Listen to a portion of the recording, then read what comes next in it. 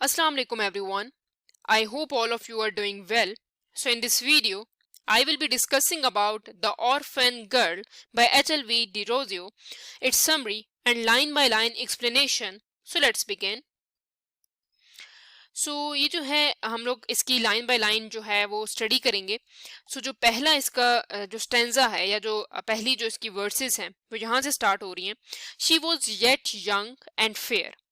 वो जो थी वो बहुत छोटी और खूबसूरत थी. बट ओ शी सीम्ड, उसे देख के लगता था, ओ शी सीम्ड मीन उसे देख के ऐसा लग रहा था, मार्क्ड फॉर मच वो, कि उसे बहुत सारे दुख मिलेंगे. ठीक है. इन द अनपिटिंग वर्ल्ड, मतलब जहां पर कोई उसके जो होगा उसके ऊपर कोई वो नहीं करेगा, जिस तरह हम कहेंगे कि तरस नहीं खाएगा. Poor friendliness vendor. Poor friendliness vendor का मतलब है बेचारी जिसके पास कोई दोस्त नहीं, भटक रही है. ठीक है. So let's move towards the next lines. That is her hair was black. उसके जो बाल थे वो काले थे. As Raven wing. रेवन को यहाँ पर कंपेयर किया गया. रेवन हम कहते हैं कौवे को. ठीक है. और उसके जो बाल थे जिस तरह कौवे के जो पर होते हैं उसकी तरह काले थे. हर चीक्स, जो उसकी जो चीक्स थे, उनके जो गाल थे. The tulip hue. Tulip flower से कंपेयर किया गया है. ठीक है. ह्यू का मतलब होता है कोई भी जो कलर है. ठीक है. Did wear. ठीक है. जो उसने पहन रखा था, मतलब जिस तरह से उसके ऊपर जो कलर है ट्यूलिप की कलर की तरह उसकी गाल थे. ठीक है. Another one is her voice was soft. Her voice was soft as when इसके अंदर हमें बताया जाता है हर वॉइस, उनकी जो आवाज थी वो सॉफ्ट, वो बहुत धीमी सी थी. एज व्हेन नाइट विंड्स सिंग. जिस तरह हमारे पास रात में चलने वाली ठंडी हवा. ठीक है. हर ब्रो एज हर ब्रो का मतलब है माथा. उनका जो फोर हेड था. ठीक है. As a moon beam fair. Moon beam fair जो चांद की निकलने वाली रोशनी होती है उसको कहते हैं. ठीक है. उनका जो माथा जो था वो बिल्कुल चांद के निकलने वाली रोशनी की तरह था. हर सायर यहाँ पर इस्तेमाल किया जा रहा है, बेसिकली एनिमल के लिए इस्तेमाल किया जाता है ये वर्ड, लेकिन यहाँ पर उन्होंने एक इंसान के लिए इस्तेमाल किया. सायर का मतलब है फादर. उनके जो फादर थे had joined the wake of war. उन्होंने ज्वाइन कर ली क्या, जंग, बेसिकली जंग में शमूलियत इख्तियार कर ली. The battle shock. बैटल जो थी वो जैसे जैसे आगे बढ़ रही थी, मार धाड़ हो रही थी. द शाउट एंड स्कार्स भी मिले, बहुत ज्यादा दुख मिले. ठीक है. And the next one is he knew and gained a glorious grave. He knew, वो जानते थे. and gained a glorious grave का मतलब होता है कि वो मर जाएंगे. ठीक है. उनको पता था कि वो मर जाएंगे. such see the guardian of the brave. तो बेसिकली इसके अंदर वो कह रहे हैं, बेसिकली जो पोइट हैं वो कह रही हैं कि इनाम जो है वो एक बहादुर को यही तो इनाम मिलता है कि वो मर जाए. ठीक है. जो भी एक सोल्जर होता है वो यही चाहता है कि वो जंग में मर जाए. हर एंग्विश मदर्स सफरिंग हार्ट. उनकी जो मदर थी जो बहुत दुखी माँ थी. एंग्विश का मतलब है दुखी माँ.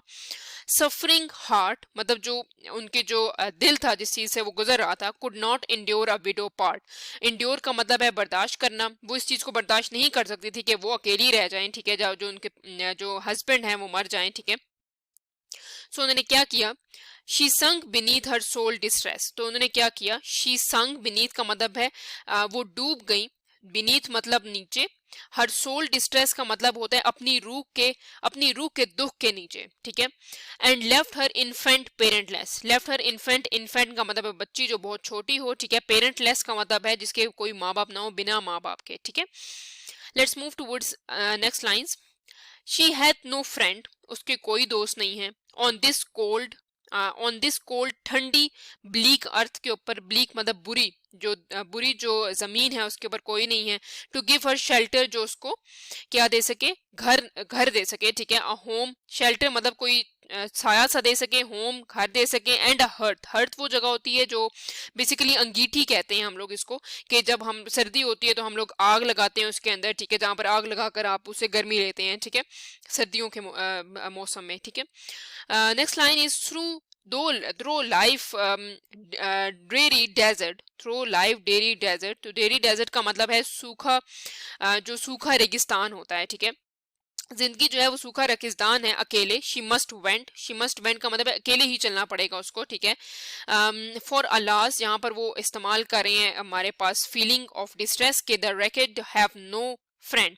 रेचेड का मतलब होता है दुखी और परेशान, परेशानी में हो, जो परेशान और दुखी होते हैं, ठीक है। हैव नो फ्रेंड, उसके कोई हैव नेवर अ फ्रेंड, जिसका कोई दोस्त नहीं है, ठीक है। And next lines are and should see stay from virtue's way. तो बेसिकली इसमें पोइट क्या कह रहे हैं कि उसको दूर रहना चाहिए, she should stay away from virtue's way, अच्छी चीजों से, मतलब भलाई के रास्तों पर उसको नहीं चलना चाहिए। The world with scorn, word जो है स्कॉर्न का मतलब है ताने मारता है, and it's scorn can slay, scorn can slay का मतलब होता है कि और इनके ताने मार देते हैं, ठीक है। मतलब एक वक्त आता है कि आप इन तानों से ही मर जाते हैं, इतना ताने मारता है दुनिया, दुनिया वाले इतने ताने मारते हैं। shame had enough to wring the breast। तो बेसिकली शेम, शर्म के अंदर इतनी ताकत होती है, वो ये कह रहे हैं कि शर्म के अंदर इतनी ताकत होती है कि वो जो है कमर झुका देती है, ठीक है।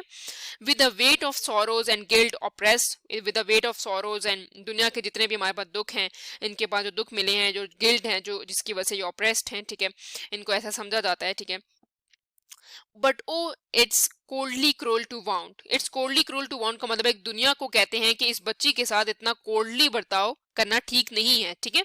The bosom whose blood must gush unbound. तो बेसिकली जिसका अपना कोई नहीं है, ऐसे बच्चे का खून तो बिल्कुल नहीं बहना चाहिए। वो ये कहने की बात करें कि ऐसे बच्चे के साथ इस तरह का बर्ताव नहीं करना चाहिए जिसका कोई नहीं है इस दुनिया के अंदर, उस ऐसे बच्चे का बिल्कुल भी खून नहीं बहना चाहिए जो बिल्कुल ही अकेला है, ठीक है, उसको ऑलरेडी इतने दुख मिले हुए हैं।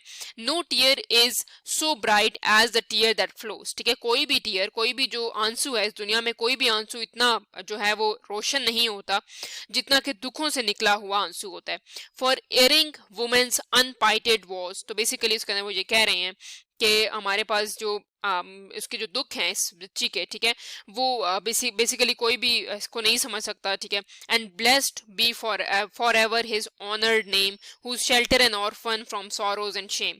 तो बेसिकली वो आदमी, इस आखिरी लाइन के अंदर ये कह रहे हैं कि वो आदमी बहुत ऑनर्ड होगा जो इस बच्ची को शर्म से और दुखों से बचाएगा, ठीक है, और बेशर्मी से बेसिकली बचाएगा, और उसको बेसिकली इस तरफ लेकर जाएगा कि उसके जितने भी दुख हैं उसको वो समेट लेगा, ठीक है। तो वो ये बताने की कोशिश करें।